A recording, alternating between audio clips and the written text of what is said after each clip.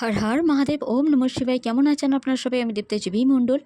সবাইকে জানাই শুভ নববর্ষের সাথে সাথে শুভ অক্ষয় তৃতীয়া।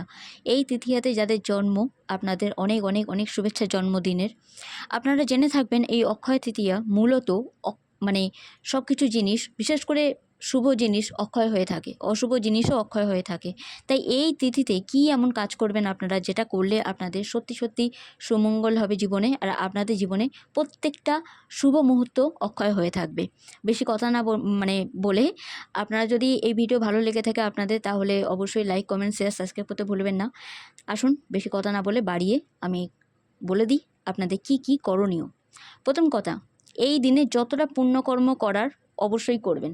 তবে পুণ্যকর্ম অর্থাৎ এটা নয় যে শুধুই সোনার জিনিস কিনবো, রূপোর জিনিস কিনবো, বা কোনো দামি জিনিস কিনবো। অবশ্যই কিনতে পারেন আপনারা।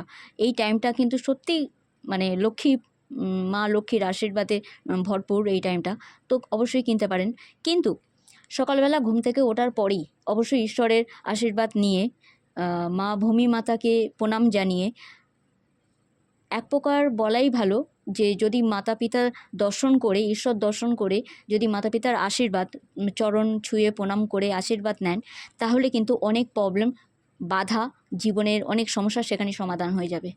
তারপরে অবশ্যই গুরুর সান্নিধ্যে যাবেন। যদি দূরে থাকে তাহলে অবশ্যই ফোনে আশীর্বাদ নিয়ে নেবেন, কিংবা যদি কোনো পিকচার থাকে পায়ে প্রণাম করে অবশ্যই আপনারা আশীর্বাদ নিতে পারেন।